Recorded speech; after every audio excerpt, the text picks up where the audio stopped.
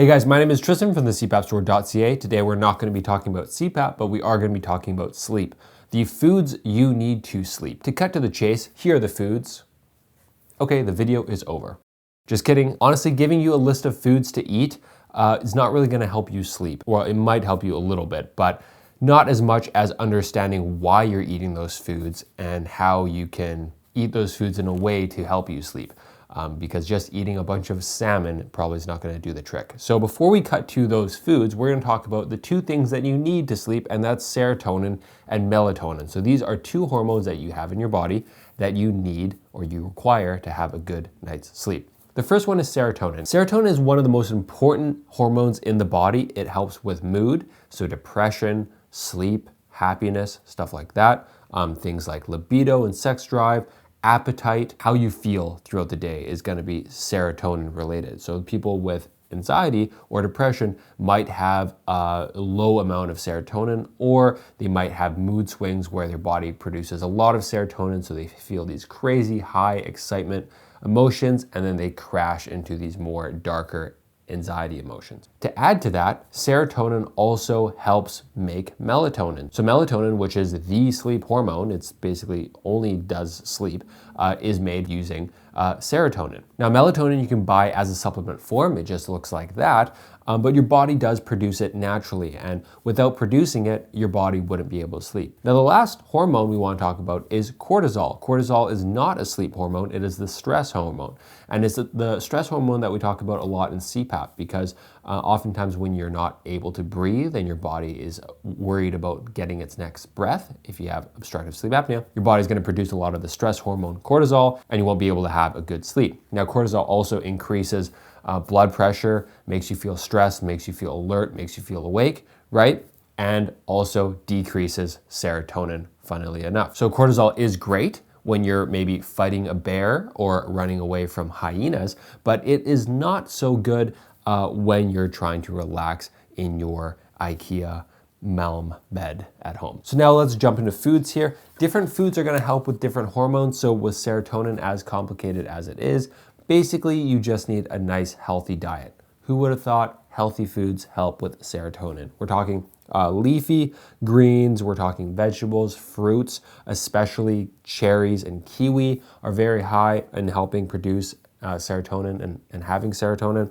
Also your proteins, okay? Your chickens and your fish, especially your fatty fish. Salmon is a big one, mackerel, tuna, stuff like that. But specifically salmon is gonna help regulate emotions and help with serotonin. Other things like dark chocolate can also help with serotonin, but sometimes they have a little bit of caffeine in them. So it's important to make sure that you're not having caffeine related foods right before bed. Okay, so now let's discuss the foods with melatonin. So that's gonna be a lot of nuts. So walnuts, almonds, pistachios, all high in melatonin.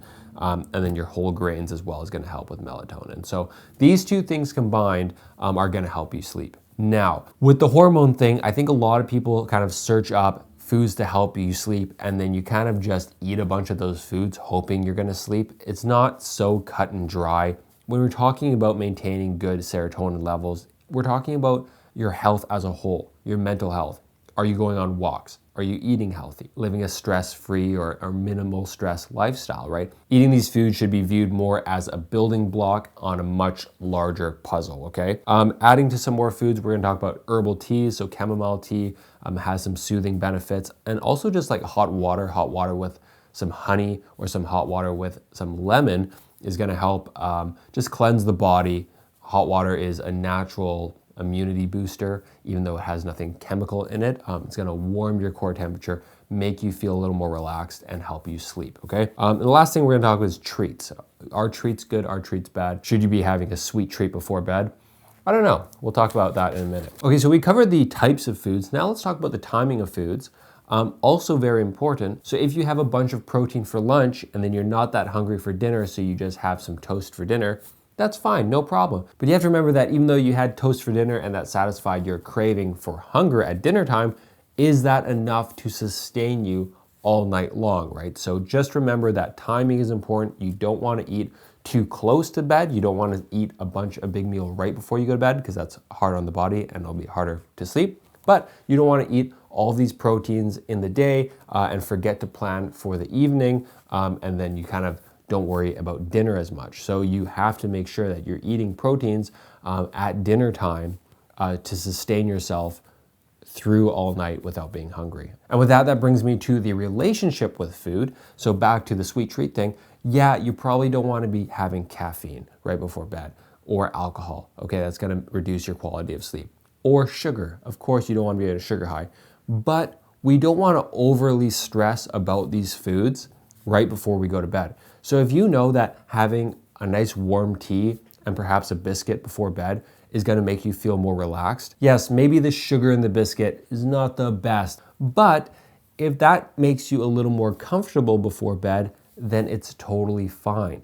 Going to bed should be something as relaxing as possible. And part of that serotonin picture is relaxing your mind and doing what you enjoy. Now, I'm not saying go crazy and eat an entire pumpkin pie before bed, but I am saying that if you do like certain things, treat yourself so you feel relaxed before bed versus worrying so much about each and every food and every decision you make before going to bed. And that brings us to our relationships with our routines.